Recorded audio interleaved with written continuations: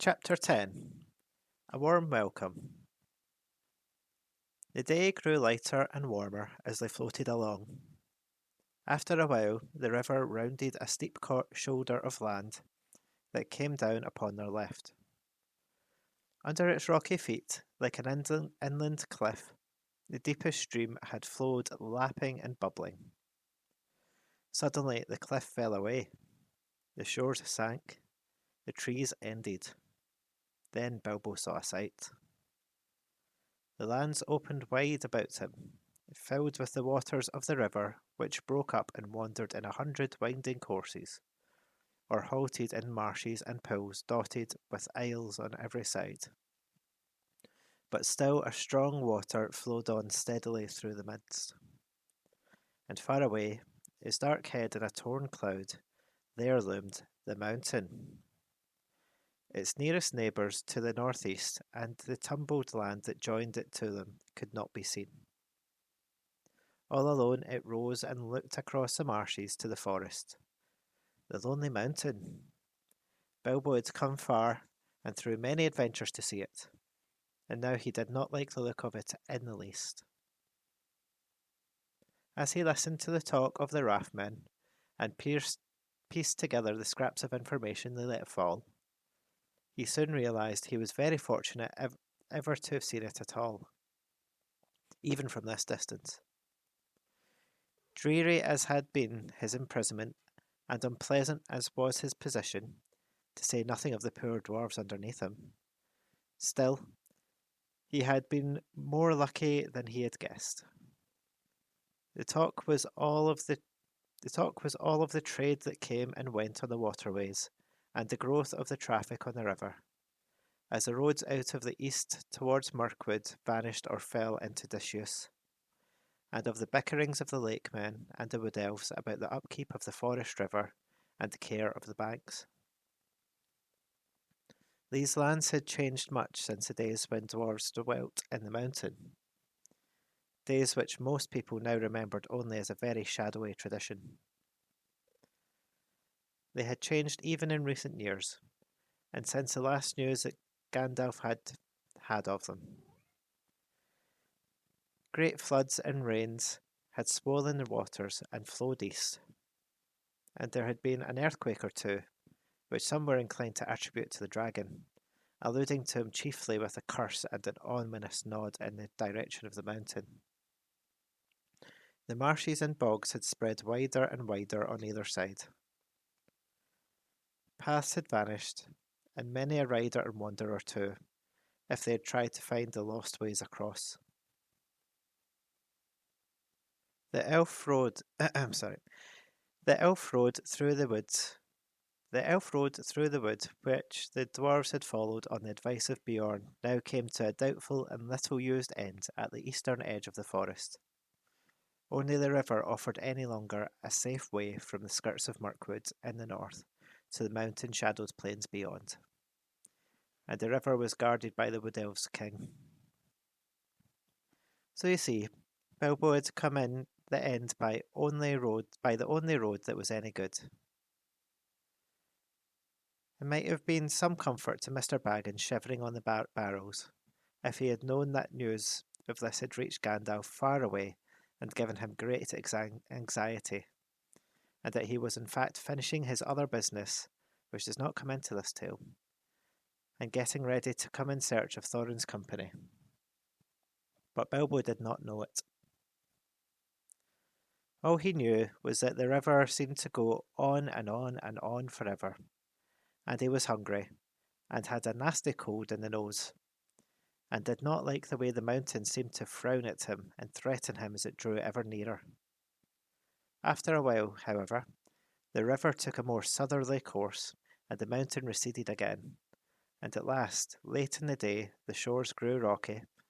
The river gathered all its wandering waters together into a deep and rapid flood, and they swept along at great speed.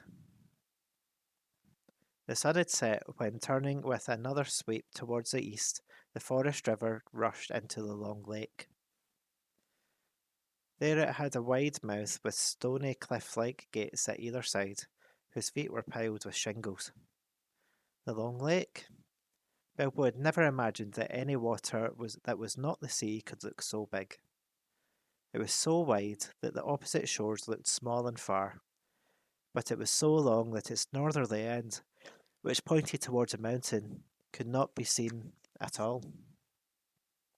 Only from the map did Bilbo know that away up there, where the stars of the Wain were already twinkling, the running river came down into the lake from the dale, and with the forest river, filled with deep waters, what must once have been a great rocky, deep valley.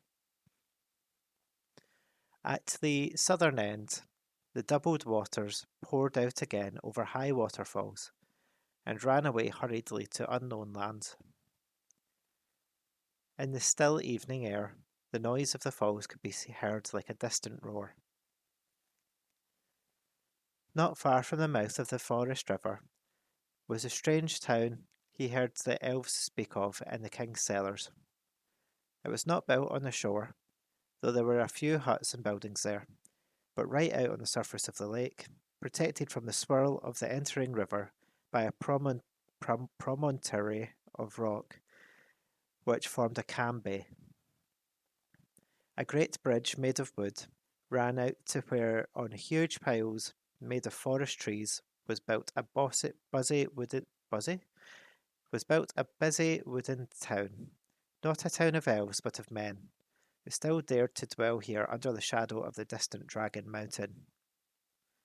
They still throve on the trade that came up the great river from the south, and was carted past the falls to their own. But in the great days of old, when Dale in the north was rich and prosperous, they had been wealthy and powerful, and there had been fleets of boats on the waters, and some were filled with gold, and some with warriors in armour, and there had been wars and deeds which now were only legend. The rotting piles of a greater town could still be seen along the shores where the water sank in a drought. But men remembered little of all that, though some still sang old songs of the dwarf kings of the mountain, Thror and Thrain of the race of Durin, and of the coming of the dragon and the fall of the lords of Dale. Some sang too that Thror and Thrain would come back one day, and gold would flow in the rivers, through the mountain gates, and all that land would be filled with new song and new laughter. But this pleasant legend did not much affect their daily business. As soon as the raft of barrels came in sight, boats rowed out from the piles of the town, and voices hailed the raft steerers. Then ropes were cast and oars were pulled, and soon the raft was drawn out of the current of the forest river, and towed away round the high shoulder of rock into the little bay of Lake Town. There it was moored not far from the shoreward head of the great bridge. Soon men would come up from the south and take some of the casks away, and others they would fill with goods they had brought to be taken back up the stream to the Wood Elves' home. In the meantime, the barrels were left afloat while the elves of the raft and the boatmen went to feast in Lake Town. They would have been surprised if they could have seen what happened down by the shore after they had gone and the shades of night had fallen. First of all, a barrel was cut loose by Bilbo and pushed to the shore and opened. Groans came from inside, and out crept a most unhappy dwarf. Wet straw was in his draggled beard. He was so sore and stiff, so bruised and buffeted, he could hardly stand or stumble through the shallow water to lie groaning on the shore. He had a famished and a savage look, like a dog that had been chained and forgotten in a kennel for a week. It was Thorin, but you could only have told by his golden chain, and by the colour of his now dirty and tattered sky-blue hood, which with its tarnished silver tassel. It was some time before he would even be polite to the hobbit. "Well, are you alive, or are you dead?" asked Bilbo, quite crossly. Perhaps he had forgotten that he had at least one good meal more than the dwarves, and also the use of his arms and legs, not to speak of a greater allowance of air. "Are you still in prison, or are you free? If you want food, and if you want to go on with this silly adventure, it's yours after all and not mine. Better slap your arms and rub your legs and try and help me get the others out while there's still a chance. Thorin, of course, saw the sense of this, so after a few more groans, he got up and helped the hobbit as well as he could. In the darkness, floundering in the cold water, they had a difficult and very nasty job, finding which were the right barrels. Knocking outside and calling, only discovered about 6 dwarves that could answer. These were unpacked and helped ashore where they sat lay, muttering and moaning. They were so soaked and bruised and scraped that they could hardly yet realise their release or be properly thankful for it. Dwalin and Balin were 2 of the most unhappy, and it was no good asking them to help.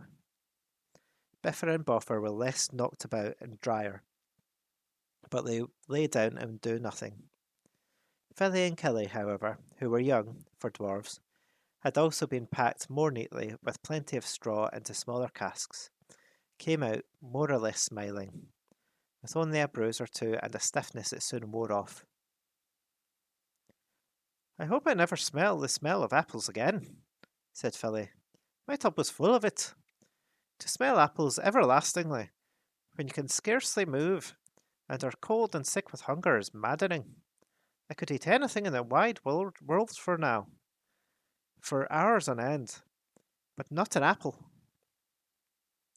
With the willing help of Fili and Kili, Thorin and Bilbo at last discovered the remainder of the company and got them out. Poor fat Bombur was asleep or senseless. Dori, Nori, Ori, Owen, and Glóin were waterlogged and seemed only half alive, and they had to be carried one by one and laid helpless on the shore. "Well, here we are," said Thorin, "and I suppose we ought to thank our stars and Mr. Baggins. I am sure he has a right to expect it, though I wish he could have arranged a more comfortable journey. Still, all very much at your service once more, Mr. Baggins. No doubt we shall feel properly grateful when we are fed and recovered. In the meantime, what's next?" "I suggest Lake Town," said Bilbo. "What else is there?" Nothing else could, of course, be suggested. So leaving the others, Thorin and Fili and Kili and the hobbit went along to the shore to the great bridge. There were guards at the head of it, but they were not keeping very careful watch, for it was so long since there had been any real need. Except for occasional squabbles about river tolls, they were friends with the Wood Elves. Other folk were far away, and some of the younger people in the town openly doubted the existence of any dragon in the mountain, and laughed at the greybeards and Gammers who said they had seen him flying in the sky in their young days. That being so, it is not surprising that the guards were drinking and laughing by a fire in their hut, and did not hear the noise of the unpacking of the dwarves or the footsteps of the 4 scouts. Their astonishment was enormous when Thorin Oakenshield stepped in through the door. "Who are you, and what do you want?" they shouted, leaping to their feet and groping for weapons.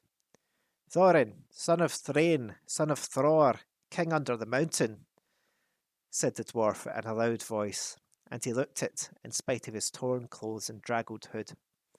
The gold gleamed on his neck and waist. His eyes were dark and deep. "I have come back. I wish to see the master of your town." Then there was tremendous excitement. Some of the more foolish ran out of the hut as if they expected the mountain to go golden in the night and all the waters of the lake to turn yellow right away. The captain of the guard came forward. "And who are these?" he asked. I don't know what accent that was. I'll figure it out. He asked, pointing to Fili and Kili and Bilbo. "The sons of my father's daughter," answered Thorin. "Fili and Kili of the race of Durin, and Mr. Baggins, who has travelled with us out of the west." If you come in peace, lay down your arms," said the captain. "We have none," said Thorin, and it was true enough. Their knives had been taken from them by the Wood Elves, and the great sword Orcus too. Bilbo had his short sword, hidden as usual, but he said nothing about that. We have no need of weapons, who return at last to our own as spoken of old. Nor could we fight against so many. Take us to your master. He is at feast, said the captain. Then all the more reason for taking us to him. Oh, then all the more reason for taking us to him, burst in Philly, who was getting impatient at the solemnities. We're worn and famished in our after a long road, and we have sick comrades. Now make haste, and let us have no more words, or your master may have something to say to you. Follow me, then, said the captain, and with 6 men about them, he led them over the bridge, through the gates, and into the marketplace of the town. There was a wide circle of quiet water surrounded by the tall piles on which were built the greater houses, and by long wooden quays with many steps and ladders going down to the surface of the lake. From one great hall shone many lights, and there came the sound of many voices. They passed its doors, and stood blinking in the light, looking at long tables filled with folk. I am Thorin, son of Thrain, son of Thror, king under the mountain. I return, cried Thorin in a loud voice from the door, before the captain could say anything. All leapt to their feet.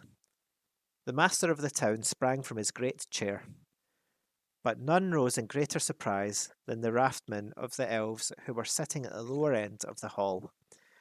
Pressing forward before the master's table, they cried, Those are the prisoners of our king that have escaped, wandering vagabond dwarves that could not give any good account of themselves, sneaking through the woods and molesting our people. Is this true? Asked the master. I don't know why he's got such a high voice. That's probably going to change. As a matter of fact, he thought it was far more likely than the return of the king under the mountain, if any such person had ever existed. It is true that we were wrongfully waylaid by the elven king, and imprisoned without cause as we journeyed back to our own land, answered Thorin. But lock nor bar may hinder the homecoming spoken of old, nor is this town in the Wood Elves' realm. I speak to the master of the town of the men of the lake, not to the raftmen of the king. Then the master hesitated and looked from one to the other. The elven king was very powerful in those parts, and the master wished for no enmity with him, nor did he think much of old songs, giving his mind to trade and tolls, to cargoes and gold, to which the habit he owed his position. Others were of different minds, however, and quickly the matter was settled without him. The news had spread from the doors of the hall like fire through all the town. People were shouting inside the hall and outside it. The quays were thronged with hurrying feet. Some began to sing snatches of old songs concerning the return of the king under the mountain, that it was Thror's grandson, not Thror himself, that had come back, did not bother them at all. Others took up the song, and it rolled out loud and high over the lake. The king beneath the mountains, the king of carven stone, the lord of silver fountains, shall come into his own. His crown shall be upholden, his harp shall be restrung, his halls shall echo golden to songs of yore resung. The woods shall wave on mountains and grass beneath the sun. His wells shall flow in fountains and the river's golden run. The streams shall run in gladness, the lake shall shine and burn. All sorrow fail and sadness at the mountain king's return. something like that. So they sang, or very like that, only there was a great deal more of it, and there was much shouting as well as the music of harps and of fiddles mixed up with it. Indeed, such excitement had not been known in the town in the memory of the oldest grandfather. The Wood Elves themselves began to wonder greatly, and even to be afraid. They did not know, of course, how Thorin had escaped, and they began to think their king might have made a serious mistake. As for the master, he saw there was nothing else for it but to obey the general clamour, and for the moment at any rate, and to pretend to believe that Thorin was what he said. So he gave up to him his own great chair and set Filly and Killy beside him in places of honour. Even Bilbo was given a seat at the high table, and no explanation of where he came in. No songs had alluded to him even in the obscurest way, was asked for in the general bustle. Soon afterwards, the other dwarves were brought into the town amid scenes of astonishing enthusiasm. They were all doctored and fed and housed and pampered in the most delightful and satisfactory fashion. A large house was given up to Thorin and his company. Boats and rowers were put at their service, and crowds sat outside and sang songs all day, or cheered if any dwarf showed so much as his nose. Some of the songs were old ones, but some of them were quite new and spoke confidently of the sudden death of the dragon, and of cargoes of rich presents coming down the river to Lake Town. These were inspired largely by the master, and did not particularly please the dwarves, but in the meantime they were well contented, and they grew quickly fat and strong again. Indeed, within a week they were quite recovered, fitted out in fine cloth of their proper colours, beards combed and trimmed, and proud steps. Thorin looked and walked as if his kingdom was already regained, and Smaug chopped up into little pieces. Then, as he had said, the dwarf's good feeling towards the little hobbit grew stronger every day. There were no more groans or grumbles. They drank his health, and they patted him on the back, and they made a great fuss of him, which was just as well, for he was not feeling particularly cheerful.